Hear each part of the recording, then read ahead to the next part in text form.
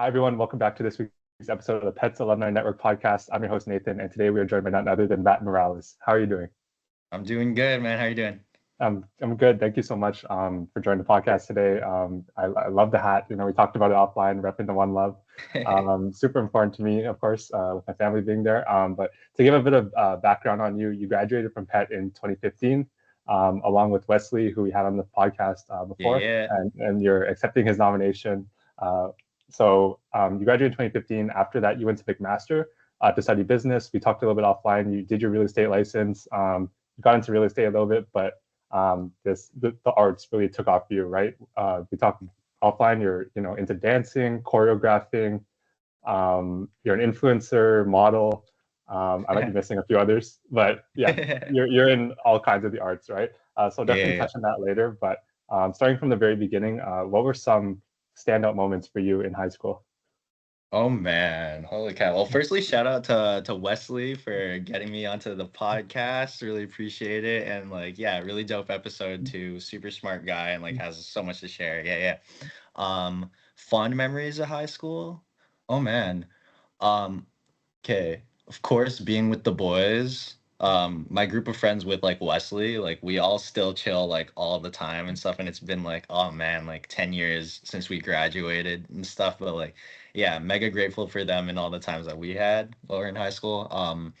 But I think the first thing that comes to mind is just all the extracurricular activities that I did. I think yeah, by the time I was in grade 12, every single day after school, it was a different activity. I did music all 4 years, drama and production for grade 11 and 12 too, but all 4 years of that. Student council, grade 11, grade 12. Uh, and yeah, everything. Some days would be yeah, we're in school for morning rep at 7 a.m. and then I won't leave until 5 p.m. and stuff. That's if I'm not chilling afterwards out anyway and stuff. But yeah, I think definitely the highlight was was the stuff outside of school. I can't lie, but I did spend a lot of time at school Yeah. anyway. Right. Yeah, that's no long list of on your resume, right? A lot of experiences. It sounds like a lot of giving back to the community. Whether it be in student council. What instrument did you play, by the way? Ooh, I was a percussionist, yeah, for Okay. all 4 years. But Yeah. yeah, I played everything though. I Hmm. definitely like spending lunch at the music room, trying to Hmm. pick up whatever instruments are available out there and Right. stuff. But yeah, percussion all 4 years. It was a good time. Hmm. Shout out to all the percussion boys from my year. Yeah, we were Hmm. stacked. Yeah. So it sounds like art has always been a huge thing for you, right? Was there kind of Mhm. like a moment in your childhood when you really got exposed to the arts? Hmm. Yeah, shout outs all day. Shout out to my parents for always bringing me to shows since I was a kid. I was really fortunate to be able to go see a lot of musicals, Cirque du Soleil, a lot of theater, movies, of course, and stuff too. But yeah, I was always exposed to that since I was a young kid. Do you have any advice for someone that's really young, just starting out in the arts? What would you kind of tell them? Yeah, man. Oh, well, yo, if you feel the calling, go for it. And don't wait Yeah. for permission from anyone to do it. Just try it out and don't Hmm. worry about if what people think about it and stuff too. I think even when at least for dance, how that came into my life, that was music was my first art form and then other things. But at least with dance, I started that when I was grade 7. Shout out to Stonebridge Public School. First time I pulled out my breakdancing at a school dance. I wasn't sure if I wanted to pull it out because I was I'm gonna be show off, a show off, but then I also don't know if I'm that good and stuff like that. But then luckily I had some other boys that were into breakdancing and dancing and stuff too. So then yeah, I was able to pull up, uh dance in front of people and then realize oh snap, I'm actually good. Yeah. My friends are telling me that I'm pretty good and stuff. And all of that was just in my head. So yeah, I mean, if I can say that to anybody else, just if you feel called to do it or you want to just try it, not even on some anything serious, yeah, go for it. So, for someone like me, who has no rhythm, no coordination, things like that, Yeah, in your opinion, is dancing are you given a certain level of talent, or is it something that anyone can learn? it's definitely something that anyone can learn. My favorite people to watch, dance are honestly like the aunties, the uncles, the people that like ugly dance at like rock concerts and stuff. Like the people that just feel like called to move, even if it doesn't look that subjectively great, I guess. Hmm. But yeah, man, I think like there's even people that I dance with now, mentors of mine, or like people that I've looked up to that said like, oh, when they started, they were horrible. And then seeing them at this stage now, winning like top battles in the world and stuff, it's just like, yeah. I mean, like talent will definitely help you with getting started, but it's something that can be taught to anyone as long as you want it. But yeah. Yeah, okay, good to hear for those out here that can't dance, right? So Yeah. switching gears a little bit, so you ended up going to McMaster to study business Mhm. after high school, which is a big decision that basically every high school kid, comes up to at the end of their four or sometimes 5 years, right? Yeah. Um, what was the decision based on for you? Like why business and why McMaster? Yeah. So I feel like I always had a passion for business and like definitely leadership. Um and like two shout outs again, shout out to Gary Lee who was on the podcast, valedictorian our year, president of our grade 12 like TSAC council. Yeah, yeah. Um was it was by the time I was in grade 8, we had a bunch of high school kids come in with uh, I think it was called TLC at the time, Trudeau Leadership Camp. And they were saying that they're taking people early. Applications can start now to start up in September and leave for the camp. And I felt really called to do it. I think at that time, I remember I was like talking to my parents. I was like, I don't know what came over me. I was just like, I want to be a leader. How do I do that? And stuff. And I don't remember the conversation at all with my parents at all, whatever they had to say. But I just knew in that moment, like, okay, I want to like go after it and stuff. Going to that camp, being at Pet that had business schism, like even since like way back then and stuff, like was always exposed to it. And luckily had like also youth councils that I was part of outside of school that like were part of like seminars and like talks and whatever. And I was always like going out there to like either volunteer or attend. Like, I don't know, I was really exposed to it. And I guess I've always known I wanted to be an artist since I was a young kid. I was going to be a rock star for the longest time. But by the time I was approaching graduation, I knew I was going to go to school for business because no matter what, I was going to be needing those skills for whatever I do, especially like knowing that I was going to be like as a performer working for myself, if not eventually starting my own businesses and everything. Like it felt like the smart decision to make for myself. And like my parents also like instilled it in me from a young age. Like yeah, you learn things while you're in school, but like I think but the number one thing is like people skills and like learning how to talk with people also at that level and stuff too. Like now definitely I can confidently say like going to school for business or just going to school period was like the right decision for me. And just being able to deal with different types of people that I tend to collaborate with nowadays, which are yeah, come from different walks of life and such. But yeah, we can also get into that another Yeah. time. Yeah, Mhm. yeah, Yeah, so you talked on the people skills, the leadership skills, the money management, right? Those are skills that never go out of style, right? And I uh-huh, think everyone uh-huh. everyone could definitely use those, right? Were there Mhm. other schools that you were considering besides McMaster? Oh man, yeah. I wanted to go to Ryerson and I was really set on that. I was already dancing like with a team downtown like while I was in grade 12. And my plan was just to be city boy, be at Ryerson and then go dance and take class and whatever and just like get started in the industry. Um but I can't lie. I moved to McMaster chasing after a girl was the girl I was dating at the time. Yeah. She was out there, and I was like, oh, Yeah. okay, like she got into that university and stuff, and like the decision to switch to McMaster at least from Ryerson was also like, okay, if I'm going to Ryerson, my parents are gonna want me to stay home, and I honestly want the freedom and stuff. It was an expensive decision and stuff, but I'm glad that it worked out and I was able to do that. Yeah, McMaster's dance team at that time was killing it in sweeping competitions. So I was like, okay, at least I get to dance there. And like, it's like an hour bus from like outside my residence from like McMaster to Toronto. So yeah, it seemed like it would work out. I ended up like going downtown like every week, skipping class to take more class downtown. meeting a lot of people that have like really helped me with my career in dance. For some reason, McMaster just always had crazy good dancers. Shout out to Vitavision. Shout out all the dancers that have passed through Vitavision. And yeah, connected me with like a lot of people that have been able to like get me started with my career, which did like kind of start by the time I was in like second year, third year, while like still in school. But yeah. Yeah, so you touched on that. What was kind of the process, to go from full-time student to, working in the industry and eventually becoming full-time in the industry?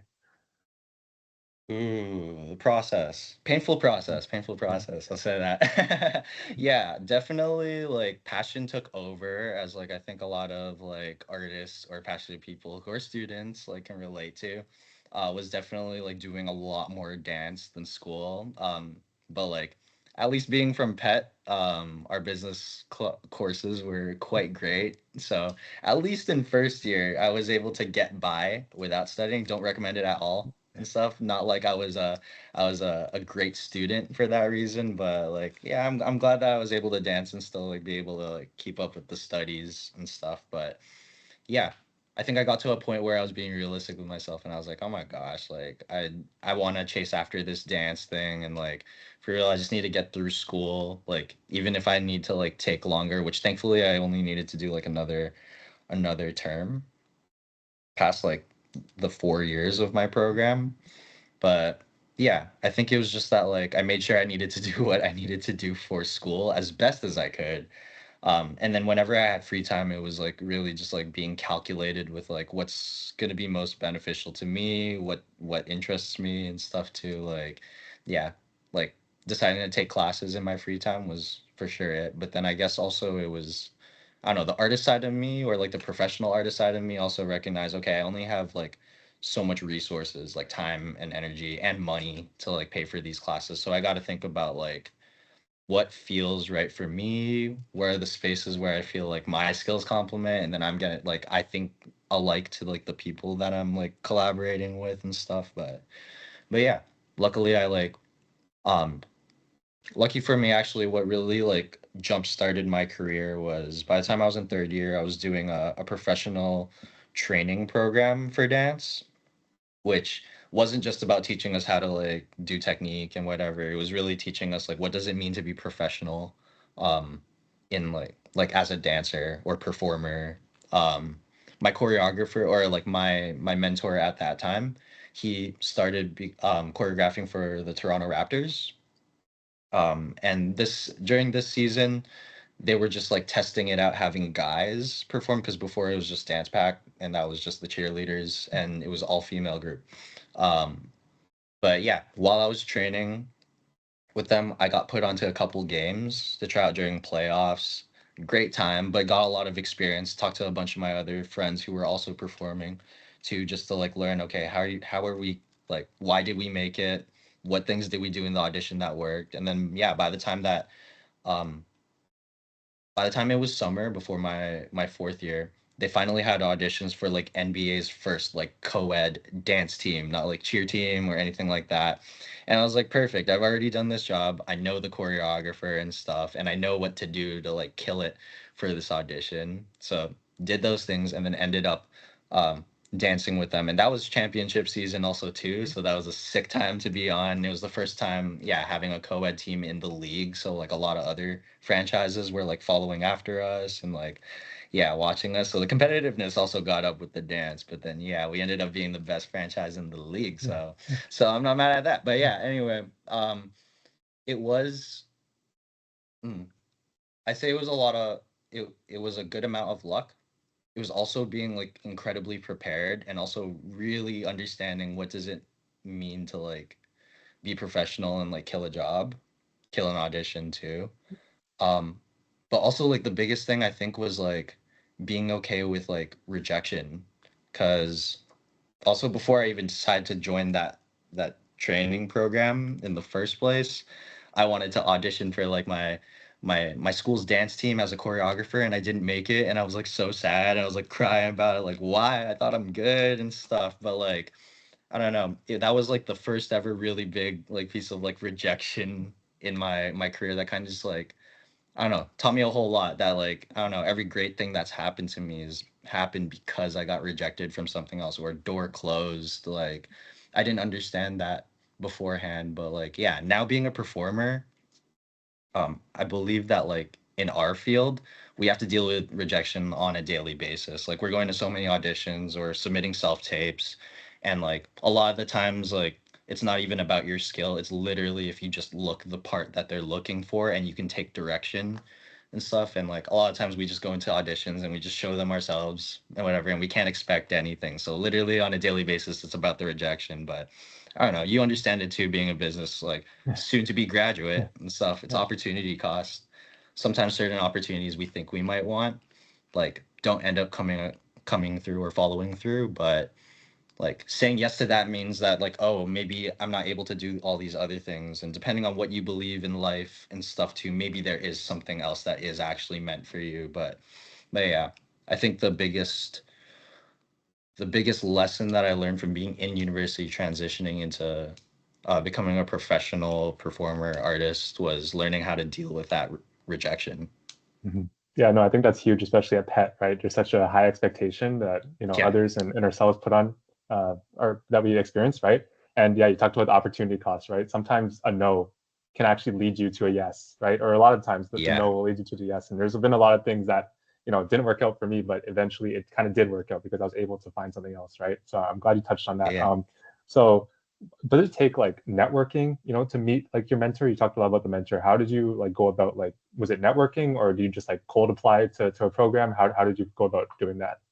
Yeah, yeah. I think how did I go about that? At least in general though, I will say like yeah, I think being a creative professional, it's essentially the same type of professionalism in any type other type of like career. Yeah, it's half like being qualified for it, but also like yeah, you're networking and who you know and stuff. But definitely also too, I think at the top of my head, it's thinking about like uh, being someone that someone would be down to spend like a whole day with, like a stressful day with and stuff, you know? Yeah.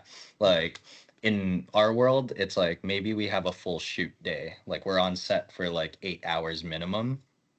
Um, yeah, the choreographer is gonna want to work with like, for example, a dancer that can like take instructions really well. Won't get like won't take things personal and stuff, but also like can keep the vibe up and like also be like a good person to like everyone else on set and stuff. It's like a lot of social skills in that aspect. But yeah. Anyway, with Mhm. getting into that program, there were auditions for. Initially, I wasn't even like thinking about joining the program. I was like, I like more of the like alternative artsy like abstract type of like theater work and stuff, or getting more into like contemporary and stuff. So I was like, I think the commercial stuff isn't really for me. But I don't know, something switched up in me where I was just like, yeah, I want to give it a shot. I think it feels right for me to give it a try. And I had a lot of other people tell me the same thing, that I should go for it. But yeah, I went in for the audition. Actually, oh man, I came back from the States that day.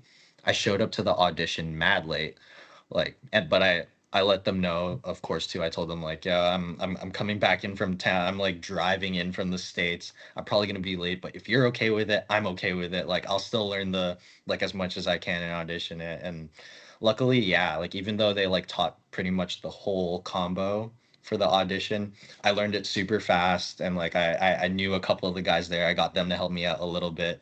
And like everything else I didn't know, I just like freestyled and stuff. But yeah, audition skills and whatever. And then it worked out. Yeah. From there though, I just made sure to like, I don't know. I read I read my director or mentor, very serious guy, very like I'd say professional in that case, but he's a very tough like mentor and stuff too. So I knew that like, okay, my relationship with him isn't gonna be like we're friends. Like I know that he will prefer to be held at a certain regard, and I respect that and stuff too. But I made sure that I was just like at my very best, like at all times and stuff. But yeah, also like being able to be professional and on top of things while still being calm, like that's a whole different balance and whatever. I feel like a lot of performers can really like relate to that, but I'm sure that a lot of professionals in any case can really Right. understand that too. So you kind of got thrown in, right? You said you know started in the playoffs, right? Which high stakes kind of thing, and you know there's a lot of Yeah, auditioning. You go in, it's almost like an interview, right? And you yeah. know a lot of people get really nervous for those, right? Mhm. What do you kind of do to kind of calm your nerves in these nervous moments? All right, maybe I don't know. I think about kind of my ritual for like getting ready for these types of things, whether it's a performance or audition. Shout out Miss Gilmore, who now goes as Mrs. Mann. She was drama teacher, drama department head for like all the years I was at Pet. Now she's at Richmond Hill High. I teach for her dance program and musical theater program out there. But she was like the first person ever to say it to me, like, oh, if you're ever going in for an audition, like you are in character or like you're ready like by the time that you get into the parking lot and stuff. Like don't wait until like you're seen in front of the judges to like turn it on and stuff. It's yeah, it's getting started there. And honestly, for me at least, the way that I took it is like, okay, prep myself early so that I don't need to stress like right at the last minute about it. um, but yeah, I think if I can say anything else on that, like, yeah, okay, breath work and stuff to calm yourself down, little tricks for yourself to like relax a little bit more. But the number one thing I think is realizing a lot of the things when it comes to auditions, it doesn't depend on like just your skill. Like you can be the greatest dancer, but if like you don't have the look, then like there's nothing you can do and stuff. So I don't know. I just focus on what is in my control and what isn't. Like at the end of the day, I know that I'm a great dancer for myself and it's not for everyone. And also like, hey, if they don't take me, people are people are people. They make mistakes all the time. And sometimes Right. people make mistakes on me, yeah, and that's on them. But Mhm. yeah, I realize maybe, you know what, even sometimes too, like if I don't get a job, the whole opportunity cost thing again, it Right. doesn't mean that there aren't other opportunities that are going to be come up. And I don't think that like any job truly is the end all be all and stuff. Like no job has that much power or anything. I think I realized that like, yeah, no job is like the end all be all that's gonna just like set me off and like I'm gonna be good for the rest of my life and stuff. Like I'm always gonna have to be thinking about the next and stuff. That's the nature of this work. But at least what is in my control when it comes to auditioning, getting interviewed and stuff is that I just show up as my best. Make sure I wake up real early, go through my whole morning routine. If I need to like journal out all the feelings, if I want to do like some extra self-care and do like the full routine because I enjoy that stuff, like I will do that. Show up early so that I can keep staying calm. And then yeah, when it comes to the actual dancing, like yeah, try my hardest, make sure I'm finding the judges and I'm making eye contact with them as long as they're like that's the type of audition that's asking for that. Um and yeah, and I don't sweat the mistakes also too. This is like a more performer Yeah. specific thing, but like Mm. yeah, when it comes to live performance, like yeah, mistakes happen, but like I don't know if you watch a lot of or if you watch any live performances from like K-pop groups, musical artists, anything on like in theater and stuff. A lot of times, like yo, dancers are making mistakes and Yeah. stuff, and like I mean, I'm always naturally gonna like nitpick and look at that, but I'm not looking at it and being like, oh, that dancer messed up, they're horrible. Like I'm looking at it and I'm seeing how they're adjusting, and there's so many beautiful moments that I've seen from like live performances where someone messes up or does something different, turns into a completely different thing. And I think that's also just like true artistry, true professionalism, like being able to like still entertain and like keep the show going and stuff. Mhm. Yeah, that was a whole Yeah. answer. Yeah. Whole answer for Yeah. that No, thing. thanks. Yeah, you Yeah. provide some good, you know, perspective. I think we can really take that to like any job interview, you know, any nervous moment that we have, right? Keeping that perspective that, you know, one deal isn't going to make or break you, right? There's so many more opportunities out there, and that's yeah, good perspective on, you know, being able to kind of adapt, right? Even if you make a mistake, if you stutter, things like that, being able to adapt to that. So, going back to like kind of the main timeline we have here, you were dancing for the Raptors, right? Yeah. So what happened, you know, after that, and then to where you are now, where you're, you know, becoming a choreographer for or choreographer for, you know, like you said, music videos, right? How did you get from, you know, point A to point B there? Yeah. So I actually ended up doing A lot of things since then, and just trying out new things. I think what I believe about being a creative professional is that you have to be just as creative with like how you map out your career as you are with your art. Like me being a dancer, I realized I have a lot of different I realized by that point like I had a lot of different transferable skills, and I was seeing that like a lot of other dancers around me were going on a lot of different career paths. So there's obviously becoming a teacher or choreographer if you have that in you to like you want to be able to create that type of stuff, then yeah, there's a lot of opportunities there. With teaching, it's like, oh, I could be teaching at like professional studios for like adults and stuff, or I could be teaching for competitive studios, which is also incredibly lucrative business, and there's so many things within that too. um, then also too, a lot of the skills that I've learned from being a dancer are transfer I realize were really transferable into television and film, or like even like content creation and stuff for other people. Like um already by the time that I was like working professionally right after Raptors and stuff, I started working as a production assistant for like music videos and stuff.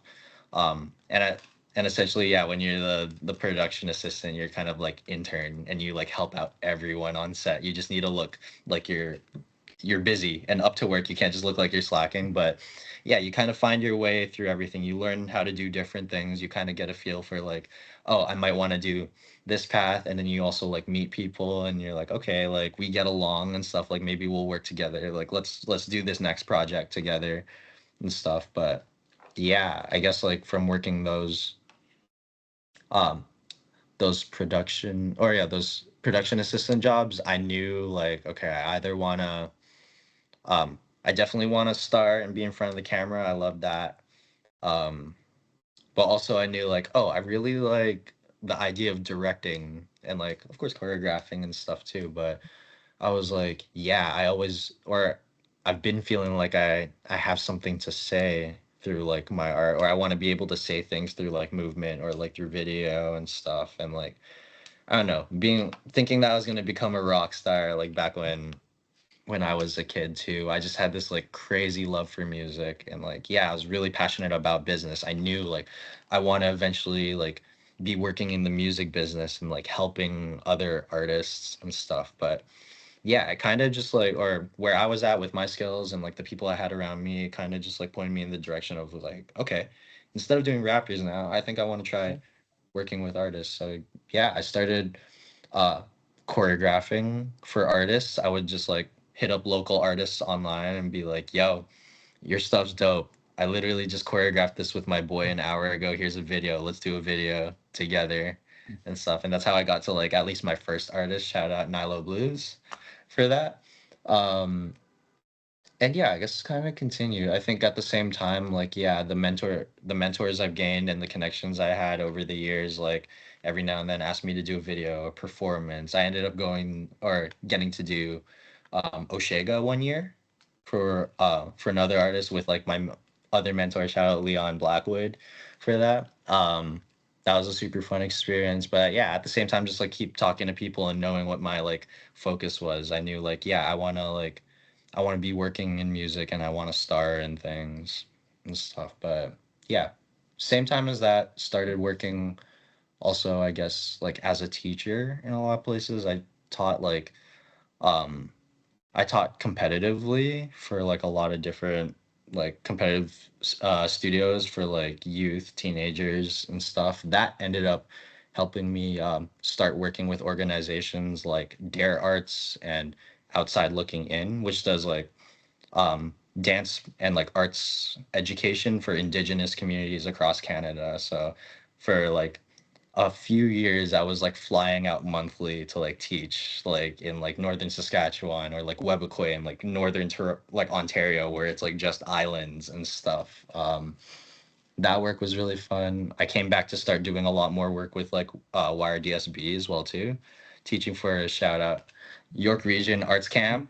Went all what was that 6 years while I was in school, or like while I was in the school board, And then now I've come back as a teacher. I think now this year will be like my fourth or fifth year back. But yeah, that also turned into being able to teach for a bunch of different like high schools, doing like ad campaigns for like what is it, like arts programs in the school board.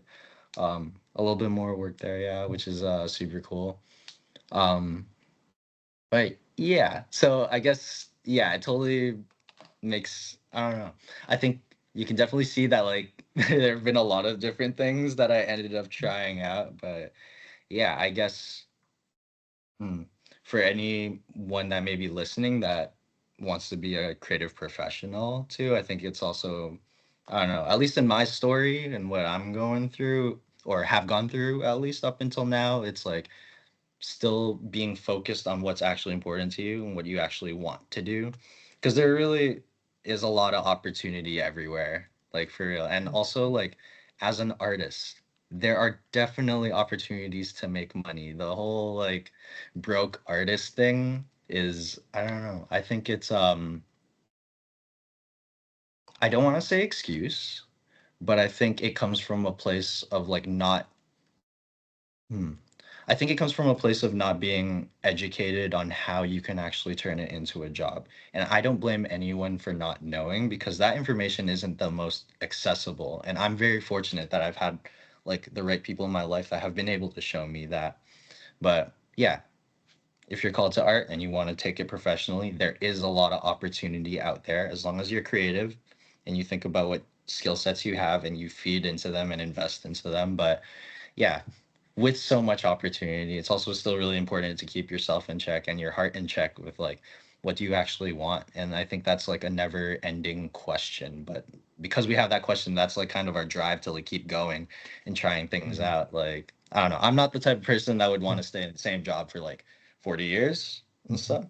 I mean, like if I got paid to dance like in my room alone all the time or Yeah. go to parties for like 40 Yeah. years, I think that would be fun. But I get a little tired too and stuff. But yeah, yeah, got to keep the Mhm. focus and stuff too, and also don't lose hope on things. Don't Yeah. lose hope when you don't get that one thing you think you wanted. There will be another thing that comes and stuff. Just as long Mm. as you stay connected and like tapped in with yourself.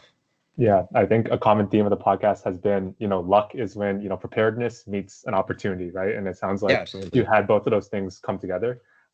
So, that's something I think everyone can take away from this. But earlier on, when I was asking you about, studying business at McMaster, you mentioned leadership and people skills are Yeah, two super important things that you wanted to pursue, right? And work on and being able to use every day, right? And then you mentioned you were, community leader for a lot of these, young dancers looking to emulate your style, your talents. What's been the biggest like people skills or like leadership lesson that you've learned from working with so many different people? one that's on my mind as a recent right now at least, and like I think it's to like truly listen to people like on any front. Um, I don't know. I think a lot of times, of course, like we tend to wait to like speak to people, or like even if it's like regular conversation outside business or in like sales, for example, we're so focused on like trying to like get people to buy in or like get someone to like become a client and everything. But I think it is really important to let people speak, let people like lead discussion, or even like just like taking leadership if like that's them too. But I feel like when you open yourself up to listening, the anxiety like goes away. You start like being really in the moment. You stop like entering conversations with like what you, I don't know, what you want to get out of them, and you start seeing like, oh, like what this person or this like situation actually has to offer. You can start taking in more things um like without getting in your own way about thinking about them, which in turn I feel like helps other people. I don't know. I think for me, like when it comes to like people skills, or why I value people skills so much, is because like I don't know, at the end of the day I want to help people, and like that answer has never changed since I was like a young kid. But like being able to actually help people means like actually being able to hear and like hear people and like hearing for the sake of like understanding and stuff. But yeah, I would say like listening is like a huge skill, but it just like helps out with all these things and Right. stuff Yeah. too. I think the world can use like some more listeners. Yeah. Yeah. Yeah, Like listening with the intent to understand them, not listening with the intent to reply. Right. Or like exactly. sometimes Yeah, you'll be in a conversation, but you're just thinking about what you want to say and you're not really hearing what the other person's saying, when really the goal of the conversation should be to understand what they're saying, and hopefully like come to a mutual better understanding instead of just pushing your agenda on the other person, right? Yeah. yeah, for Um, sure, for just my sure. yeah, just my 2 cents. But so you mentioned a wide range of experiences, right? You've done a lot of things in the industry. What's kind of like a highlight for you, that kind of stands above the rest? Mm. Highlight. um. Okay, like career highlights for sure. I think like Oshega was that. Raptors was a big one too. Um. What was it? I got to do a couple movies at the beginning of this year, which were like huge. Um, one of them was as a dancer for like a really big production under Disney, working with a certain musical group that I can't mention right now, Okay. which Yeah. I've grown up loving. Mhm. But like, and then also like starring in my like first like short film as like the as a lead. That was like super super cool, and I'm like mega grateful for that. But like, I don't know. I can't lie. After like just looking at all of like the career milestones that I've hit, the biggest like moment for me was really honestly like competing in my very first like dance competition, and or like my very first university dance competition. I like did compete a little bit with our school's dance team. Shout out True Dope, retired name and stuff. Shout out everyone on the team. Shout out Miss Anderson. Shout out everyone there. And all the mentors during that time that helped me out with getting into dance. Yeah, yeah. But like my first university competition, like November of like the fall term, we won first place, and like I remember that term, like all I wanted from high school was to be like part of a serious team and like compete and stuff and be with people that are like at a high level, like that are pushing it as much as I wanted it. And like I found it like at that time, and like holy cow, I remember like when they announced we were first place, I was going crazy, and so I was like no way. But like for whatever reason, like I mean we didn't like I didn't get like paid to compete or anything. This is competition and stuff. Like I had to put like money into that, like even though it wasn't anything like that paid me, like I remember it just felt so good knowing that I sacrificed so much of like my time and like energy and like sleepless nights. We have something called Hell Week for like us competition dancers, where like the last week before competition we're like rehearsing every single day. And like McMaster was like our team was crazy. We would like we started all of our rehearsals at 10 p.m. because that's when classes end. It's the only time people can pull up, but we would be going till like 2 a.m., sometimes 4 a.m. and stuff. But yeah, was it necessary? Probably not. Now that I look back at it as a professional and stuff, but like we would just stick around because we just like love being with one another and like dancing and stuff. But like that was like for sure a moment where I like realized like oh, this is so worth it, and I love it. Like I love doing this. I can do this like the rest of my life, like dancing or whatever. And I guess also on that note, I would like to share actually one more moment like Yeah. similar to it too.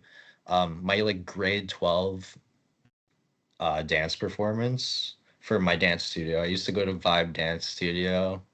So much love for them.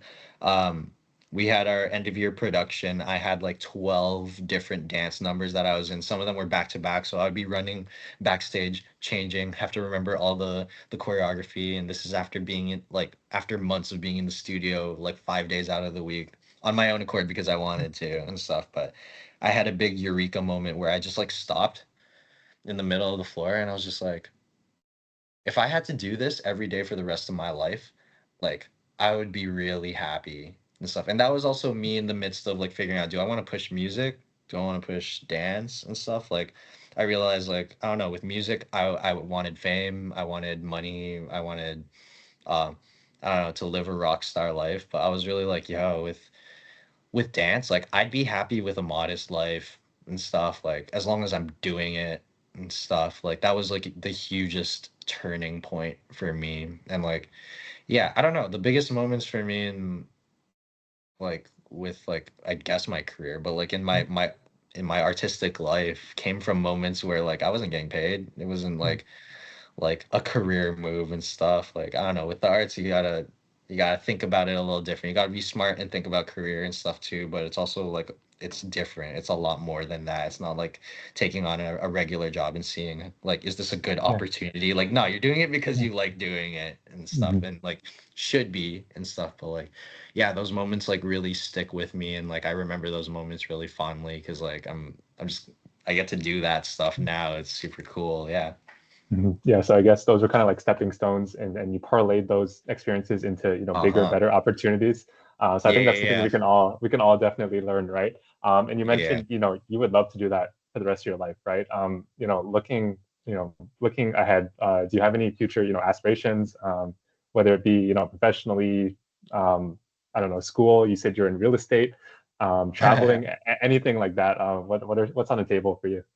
Yeah, for sure. I think the top thing for me is working on my US visa. I want to be out in LA and New York. I try to go as much as I can for was it for training, networking at least and stuff. But definitely want to be working with the biggest artists out here. And like, yeah, I can't wait for that to happen because it will and stuff. But yeah, I want to be working out uh in the States as a performer. Definitely want to be like choreographing and like working more in Asia and spending more time out there too. um would this year would be super down to like do some more acting and definitely pushing that now being in like our or Canada's acting union called ACTRA. um and yeah, also I think like the last thing really on my mind, like yeah, definitely want to work on like teaching internationally, getting flown out to places to help like train dancers in other communities and like yeah, just dance, continuing to dance with people from like other places with different backgrounds and stuff like that.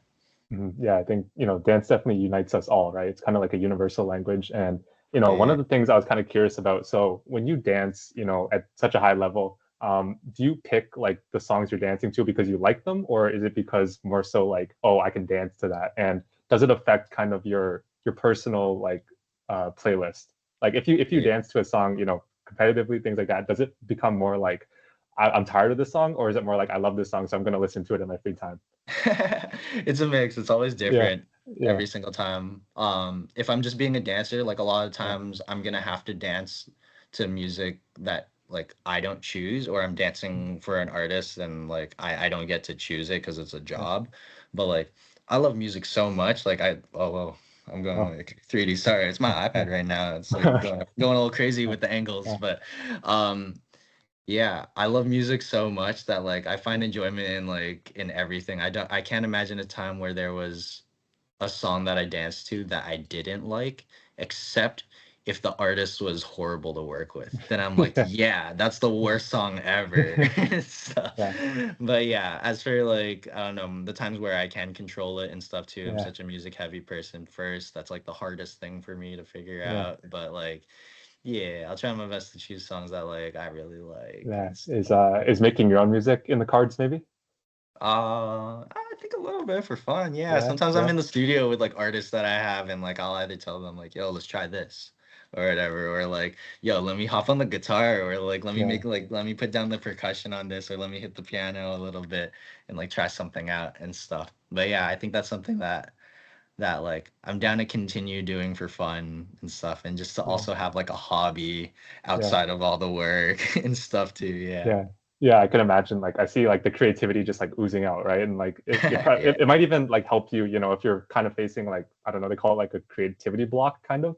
I don't Yes. know, like if Yeah. you Absolutely. maybe if you explore like, I don't know, like not that I know that much, I'm not an artist, but if you like, I don't know, explore, a different avenue like singing, and it might help you in another, I don't know, maybe. Yeah, no, Yeah. absolutely. I think also it Yeah. can be like applied to anyone. Like Yeah. sometimes learning, bless you. Sorry. Sometimes like learning, I don't know, a different skill or learning from somewhere else. Like I don't know, you can always take things back to what you do. I think Yeah. the quote that I heard, especially when it comes to like being a creative professional, it's that like a lot of the answers that we're looking for are found on the outside and stuff. Like I don't know. cave people. They had to go outside of the cave to find the answers to like the things going on inside for them and stuff. And it's the same thing here too. Like artistically, I still like study music all the time, and like luckily I grew up with music theory training and stuff. But yeah, obviously take that into what I do. Yeah. I spent a long time also like learning about like visual arts. I'm not so much a visual artist, but like learning about different like elements and like composition stuff have like totally helped out with one, my dancing, two, my video and photography skills, and like a lot of other things that I do and stuff. But yeah, I don't know. I think like creativity, like whether like not even just talking about for like artists and stuff, like for creative problem solving, like I don't know. It's just a matter of creating opportunity for like the inspiration to come to you, and like not closing yourself off. Like yeah, we call it uh creative block or Yeah. writer's block for us Yeah. artists, but sometimes too I think with everyone, sometimes we're faced with a problem, or like problem with like someone that we're working with, or like a client or someone that we're trying to like negotiate with and stuff. And sometimes like just like I don't know, going outside, touching grass, or like Yeah. just getting a change of scenery, or like trying something out, having like something to like keep your mind off for a second might help you with finding the answers that you need. Yeah. Yeah, I think we talk, especially in like business school, we talk a lot about like interdisciplinary kind of approaches, right? Not just looking at it from like a finance perspective or strategy perspective, right? Things like that, or looking at it from a different cultural perspective, right? Those are all super important things. So we'll wrap it up. Yeah, we'll wrap it up here. So Wesley nominated you to be on the podcast. Yeah. Who would you nominate to be on the podcast next? So, okay, first off the top of my head, Lisa Ng from my grade two. Yo, the 97s, the class of Yeah, 2015 yeah, is killing it right now. We have so many goats right now. But yeah, Lisa's been killing it with like content, like vegan cooking and baking and stuff online. So super good to like yeah, talk to her for sure. And also like a business owner and stuff too. So I'd recommend her. Um I'd also say uh Aeon. I know this guy as Aeon. I think his last name's Wang. Or I think his real name is Aaron. He's yeah, 2 years younger than yeah, me, so he's a yeah. 99, or I think he's 2 years younger, two or three. Mhm, mhm, Um, and he works with a production company that I've worked with a decent amount, Labo 916. mhm. Um, might be cool to get his perspective on like music and like management. He's also done a Yeah, lot of other things like hair and stuff, so like he's done a, yeah, a good amount of creative things. Uh Who else would I recommend? Julian Yapiter, 100% my boy since like grade yeah, 6. Shout out Julian Yapiter. Stonebridge, class of 2011 yeah, valedictorian. Yeah, he's done a whole lot of work. He was an Imagineer for Disney. He like did his masters at like um was it in LA? Forget which school and stuff. But yeah, um yeah, and then now killing it with a new like AI like health like startup, yeah, something like that. Yeah, I am. But like, yeah, one of my boys for sure, and like Wesley's boy. yeah. And is there anyone else that's doing cool things that I can think of? Oh, Ivy. Oh yeah, shout out Ivy Yam, also from our Mm, elementary school. Girlfriend's mhm, like bestie, one of the besties and stuff too. Yeah, Ivy mm, Yam, she would be really cool to talk to too, because she's also working corporate for Uber mm. and Yeah, doing content at the same time. very So cool. Mm, balancing out both of those, or like living the corporate life, but then like doing the side hustle thing and like killing it and stuff. mhm. But yeah, if I think of anybody else, I'm like Yeah, 100% gonna message you and yeah, stuff too. yeah, So yeah, I think it would be yeah, like this is a really cool platform, and mhm, like yeah. can like hopefully like help out a lot more people and stuff too. Mhm. But yeah. Yeah, that's the goal. I mean, yeah, I think, we share that, leadership and wanting to meet new people, tell their story, that kind of thing. So, thank you for sharing your story on here. We talked a lot about, overcoming rejection, I think is the biggest thing that especially, PET students have a hard time with sometimes, following your dreams. And you mentioned just going for it, right? Yeah. And we talked a lot about the luck being opportunity and preparedness meeting. So those are all, super valuable insights. So thank you so much for your time. Thanks everyone so much for watching, and we'll see everyone next week. Peace out. Thank you.